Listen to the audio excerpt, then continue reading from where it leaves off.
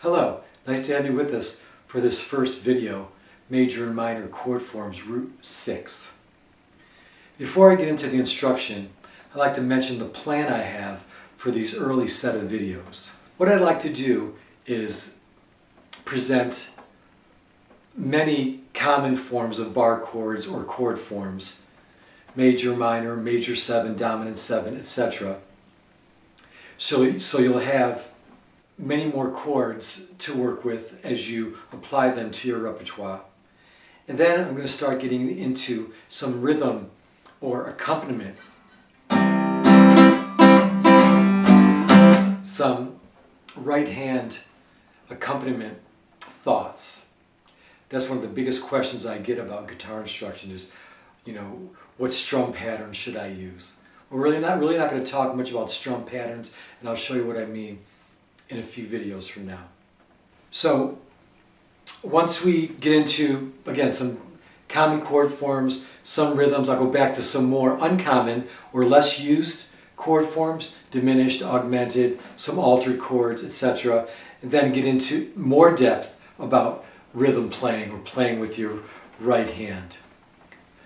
And then once we have a good foundation of chord repertoire, chord spellings, chord forms, bar chords, and we know how to interpret rhythm when we hear a song or see a piece of sheet music, then we'll start applying all of this to songs that are commonly used not only for entertainment, but for what I use in my music therapy practice for various populations, whether it's for young children, adolescents, baby boomers, and even elderly people and hospice patients. So that's my plan. And what I want to do here in most of these videos, for music therapy students particularly, is talk about how I think of some of these techniques and concepts as I play music live in my music therapy practice. Some clinical considerations. I'll even enjoy telling some stories because I have many of them from 20 plus years of music therapy clinical experience. Now, I'll mention that song I opened with, Santa Claus is Coming to Town. I started out in the key of C, F minor, then Santa Claus is coming. Then I modulated to D, 1, 6, 2, 5, Santa Claus is coming. Santa Claus is coming to town. Well, when I did that 1, 6, 2, 5 progression, when I modulated, I didn't have to know other chord forms. I just played higher on the neck with one chord form that changed keys for me. And that's one huge benefit I find in my music therapy practice, particularly when I have to accommodate a client or a patient because they're enthusiastic singers, but they might start off a song in a key that I'm not playing in, then I'll have to modulate, and knowing chord forms, knowing bar chords really lets you do that nicely without having to know any more chords. And also when I'm working with a patient, again, who likes to sing, or from time to time I'll work with a musician playing an instrument to accompany them and support them on their instrument, I always have to play in the key that they are familiar with, that they're comfortable with. So that's one reason why knowing bar chords, but particularly chord forms, is very valuable. And related to this, and you might be asking, well, I could just use a capo. Yes, you can use a capo, but I do not use a capo. Every once in a while I do, if I'm playing a professional gig somewhere, but in my music therapy work, I never have used the capo. And I'm not saying that for any other reason than, number one, I don't have to use a capo because I know chords in all keys all the way up the neck. And I do know one of the benefits or reasons for using a capo is so you can play in different keys but still have open strings. I understand that. But I know I don't have to use a capo, and in my experience playing with people who do use capos, when you get in the habit of using one, you really get out of the habit of learning your guitar neck and learning chords in different keys up the neck.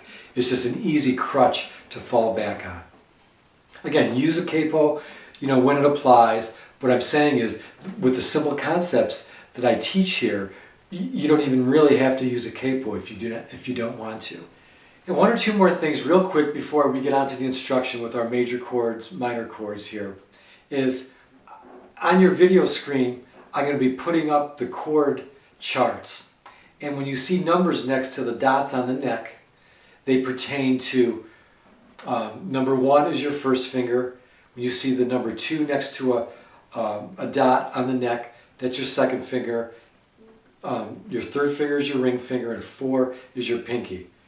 In classical music, you'll often see a T for thumb, but that most likely won't apply here until maybe we get into some finger picking things down the road. But for the purposes of reading the chord charts, it's 1, 2, 3, and 4 when you see those numbers on the chord chart. Now I'm going to show you one of the more common bar chords and chord forms, and I term it as a major chord root 6. With the space bar, pause your video and then write these chord forms in your notebook.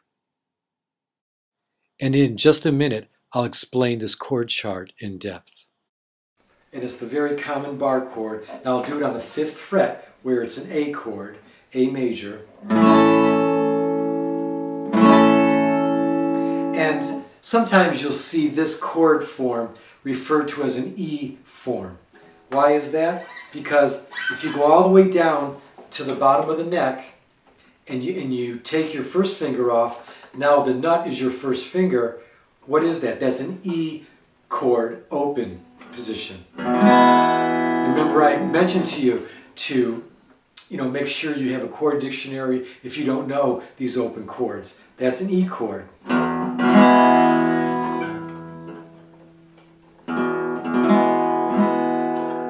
And once you move it up a fret, your finger has to move in place where the nut is. So now my finger is the nut, and there is that E form right there.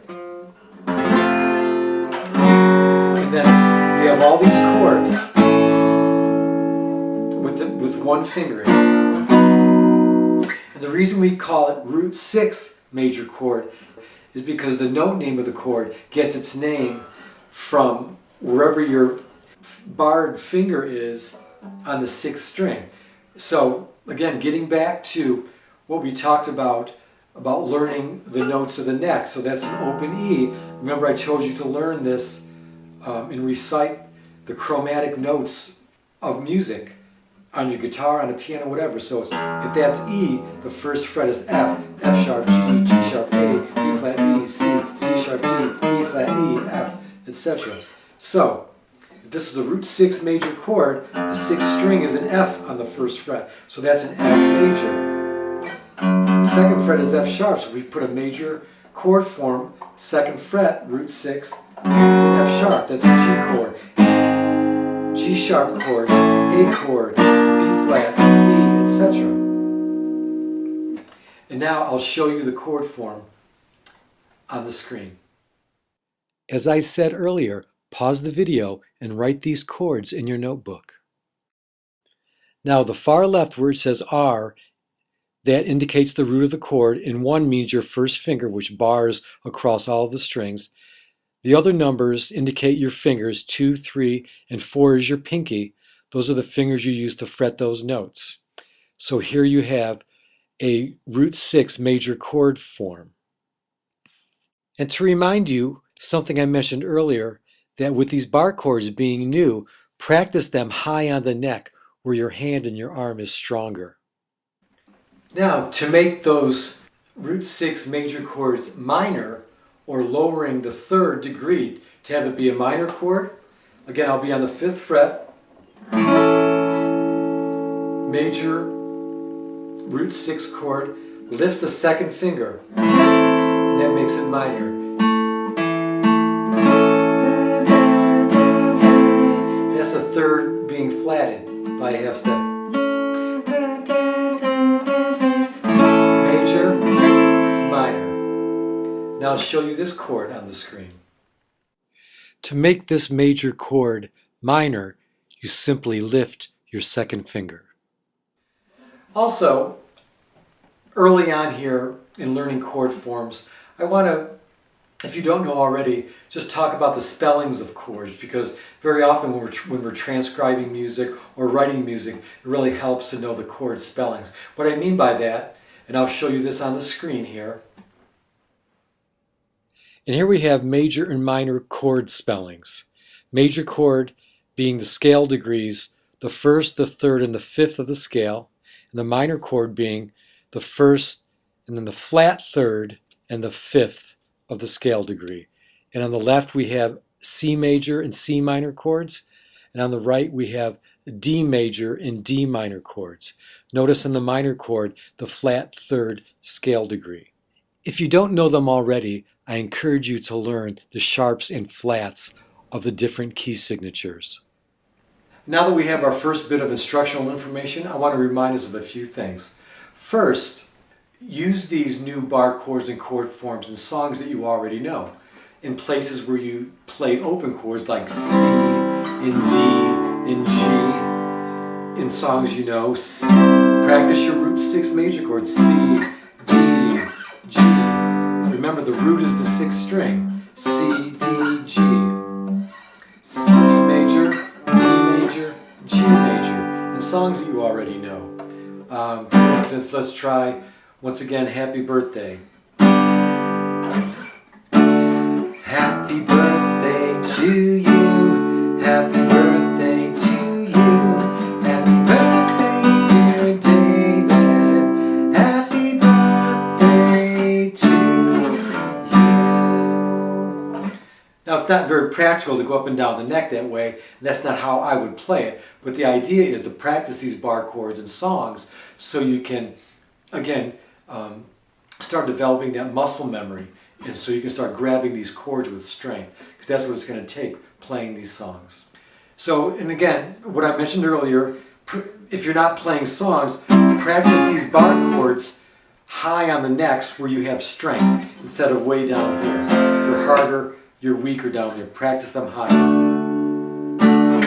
And another thing too, again, because your hand might get sore and it'll feel stressful doing these new chords until you get muscle memory, just practice these a few minutes a day. Don't insist on practicing these new bar chords and things that are new to you for an hour at a time. Don't be insistent. Just practice short spurts at a time and you'll get that muscle memory without much stress. And one other thing I'd like to mention is one thing that I used to do years ago when I first learned chord forms and learned that concept about knowing the notes of the neck. Every time I had my guitar in my hand, just for a minute I'd play a game with myself. I'd point to a note, that's a B. I'd point to another note, that's a G. I'd point to another note, that's an A flat. I would just point to a note and then see how long it would take me to figure out what note it was. I would just do it for 20 seconds many times a day when I would have my guitar in my hand.